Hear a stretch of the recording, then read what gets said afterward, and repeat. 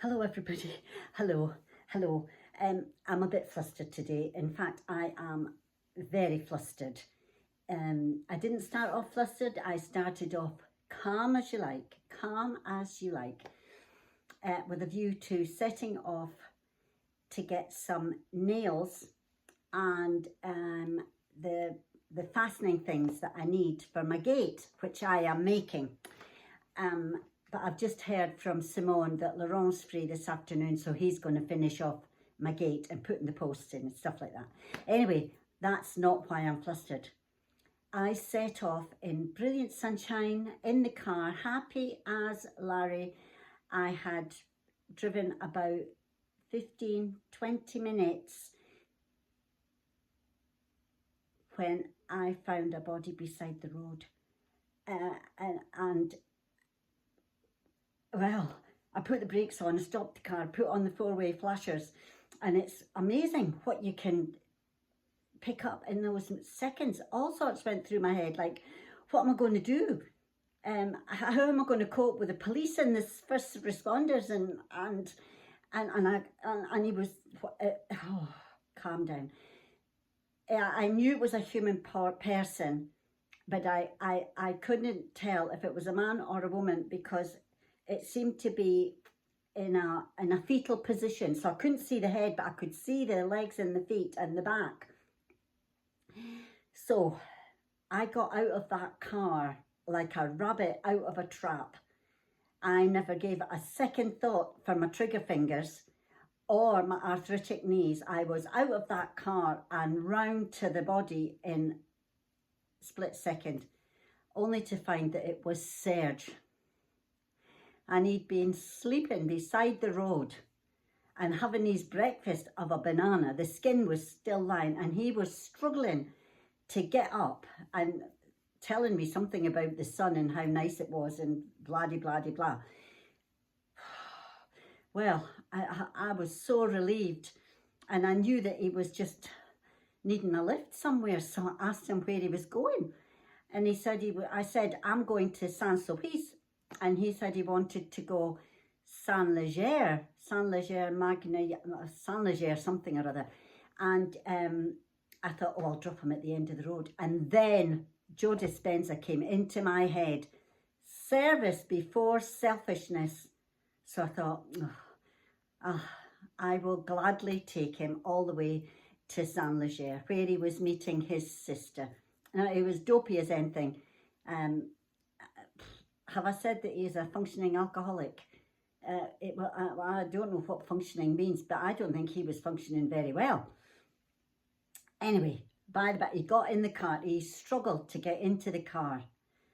Anyway, he got in the car and I just kept going because I was so, my heart was, I tried to tell him my heart nearly stopped. Anyway. And I thought it was dog walkers that found bodies. But anyway, he wasn't a body, he was a person. And that reminds me about Bruno. My notes, I've got Bruno at the top of my list. But anyway, Serge, finished my notes. Anyway, I got him to Saint-Léger and he got out and he kept wishing me good luck and bon chance and bon courage. And I just said, oh, well done for getting up off the ground. In English, not in French. And I set off to get my nails and my screws, which I did. And I got back and I looked at this and I thought, what was on my list? Well, what was on my list was Bruno and batshit and cleaning. Now, the cleaning didn't involve cleaning up the batshit. The batshit is a result of me having been away in the UK for a week and left a window open, which I always do. And you can tell it's batshit because it's all in one place. And we had a bat survey and the lovely girl that came to do it showed me the shit so that if they ever got into the house, I wouldn't think they were rats. Although having seen them close up, they're pretty horrible. Anyway, I was going to talk about that and I've done enough about that. And then I was going to talk about cleaning. Well, I don't know about you, but I don't like cleaning. I'm tidying up. I love it. Bring it on. I'll tidy anybody's house. but I don't like cleaning. But having come back from the UK, I needed to do some washing, and it was raining.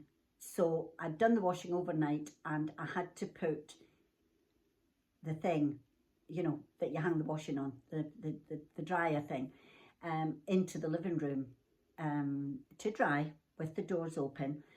But I thought, oh, the floor's really needing a sweep, so I'll just sweep under where the clothes dryer's going to be. Anyway, I got started and I thought, oh dear, Sharon said, clean a corner. Just do one corner at a time. And it makes you feel good and you can cope with it. So I set about on the corner and noticed a pile of CDs on top of the speaker. And I thought, right, I'm going to put them in a plastic bag because John Michael wants them. And I did that. And then I thought, oh, the speakers are filthy. So I pulled out the speaker and whoa, behind the speaker, there was a very large lady spider. Now, imagine a peanut, the kind of peanut that you put on a string in the winter for the birds to eat.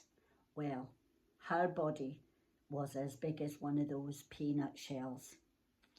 And her legs must have been 2.5 centimetres, bent at the elbow and the wrist. And she was just hanging there. And I'm saying she, because she was large, and also because there was a little frazzled up spider hanging beside her in the web. And I thought, yeah, that's him, that's the man, that's the guy. And he's done the business and she's bitten his head off.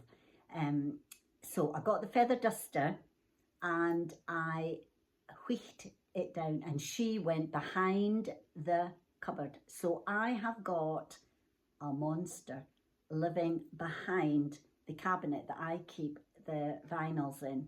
It used to be LPs, now they're vinyls.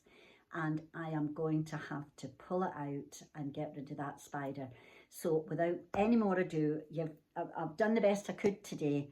But a body by the roadside, batshit, and a giant spider is quite enough for anybody to cope with. So I shall see you again another day. Have a lovely day. Be kind to yourself. Smile at people and do something nice for somebody. Bye.